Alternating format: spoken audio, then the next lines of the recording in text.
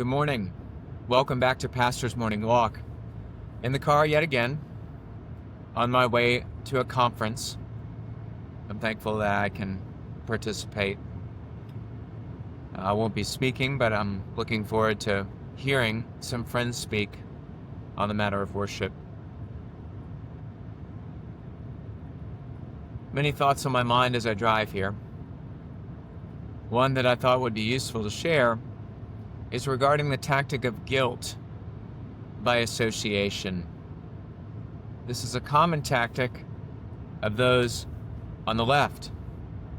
They'll take someone on the right, someone who is defending natural truths, natural law, or biblical truths that underline those truths,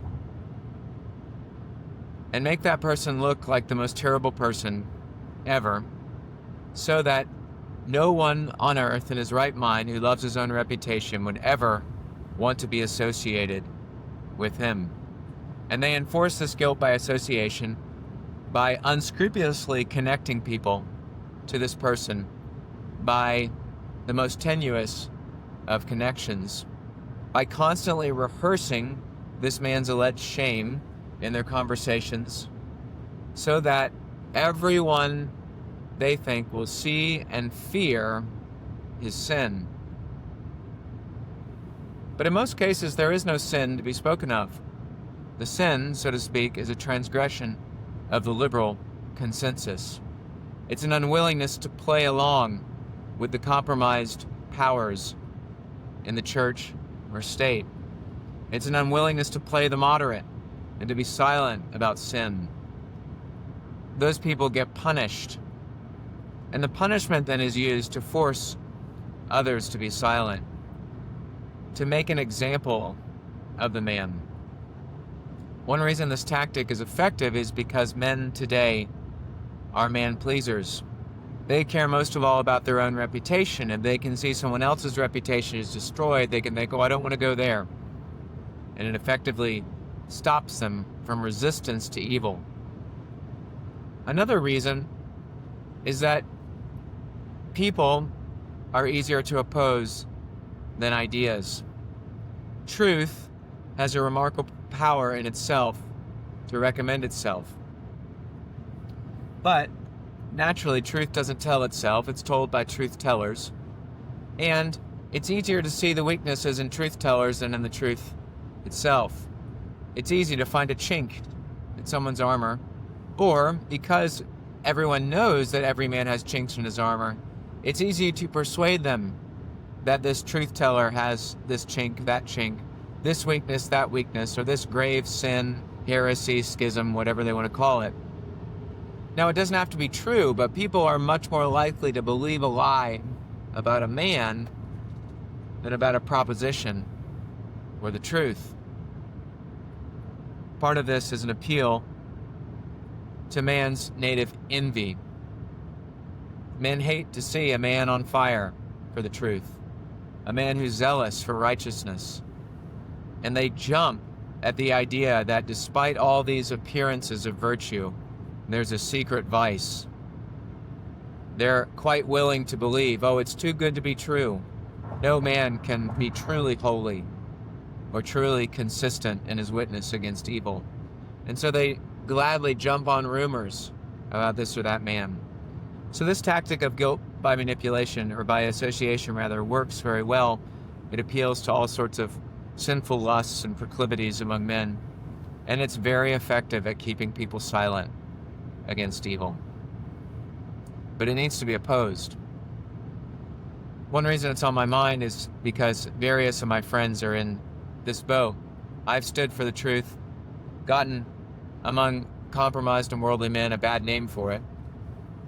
And those compromised and worldly men make much of that, and they use my bad name, they think, to discourage others from following me.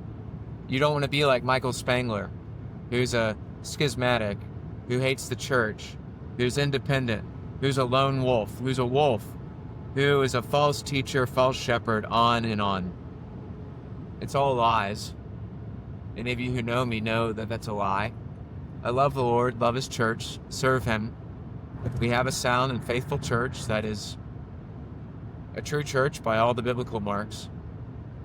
I don't despise church authority, though I have resisted its abuse, and that manfully so, and I'm not ashamed of that.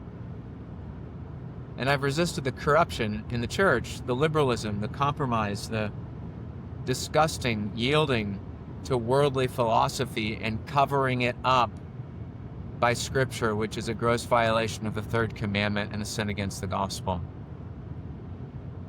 Not ashamed of any of those things, nor should anyone be ashamed of me for them. But these smears that are given are then applied to others who would follow me in the truths that I'm teaching.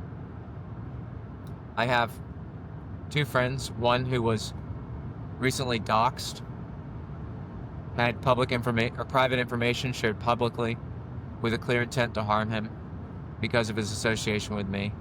Another who is in trouble with the governing body of his church, and they are not alone. And their enemies are unscrupulously playing this card of association with the big bad wolf. It shouldn't be. It's evil. How then, when you hear this, can you resist it? Well, one and most obvious is don't be ashamed of good men. You don't have to defend good men as if they're absolutely perfect. You can have this or that concern about certain things, but if they're good men, men of God, who are, as they know it, teaching the truth and sincerely seeking the Lord, and in the main, sound and biblical, you have a duty to defend them, defend their good name. Don't shrink from that duty because the cost is made higher by these unscrupulous men. You also, more than that, have a duty to defend the truth. Let God be true and every man a liar. It may be, I don't think it is, that every man who defends the truth himself has secret evil motives and is compromised and is a hypocrite.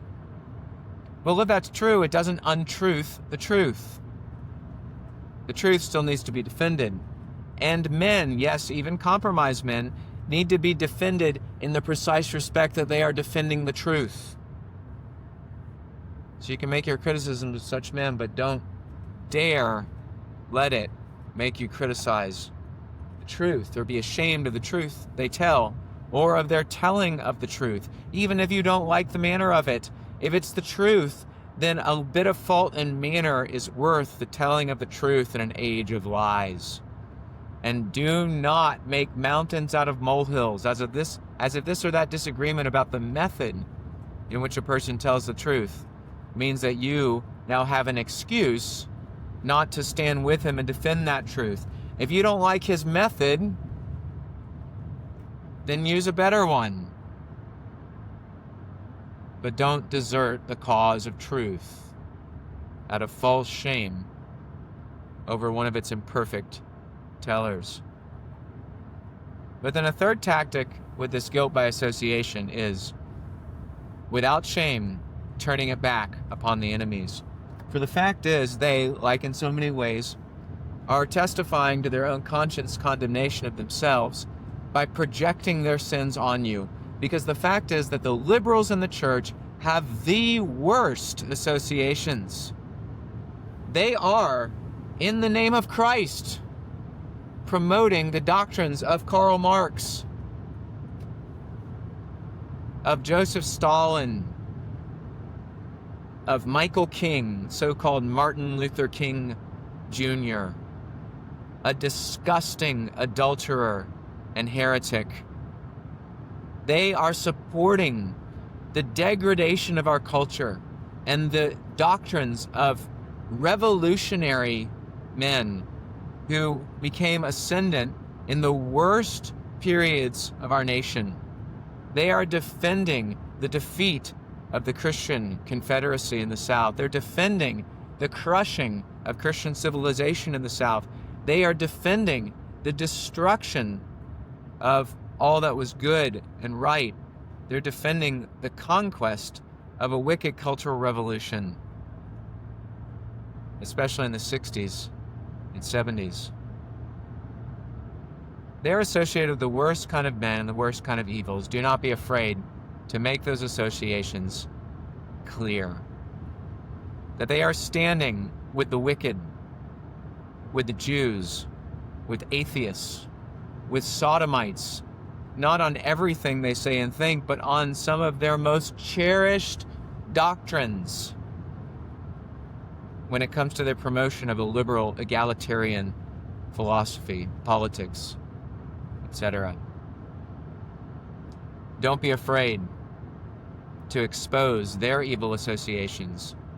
Don't let their effort to try to slander you keep you from telling the truth about them and calling them what they are: liberals, egalitarians, leftists. They'll squirm under this. They'll hate to see their own tactic used against them. But don't be ashamed. Fight. Fight for the truth, and fight with those who fight for the truth. May the Lord bless you today.